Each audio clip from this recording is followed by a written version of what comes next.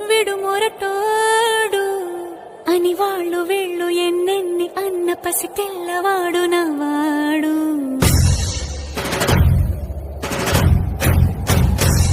విడు ముండోడు అని ఊరు వాడ అనుకున్న గాని మహారాజు నాకు నవ్వాడు.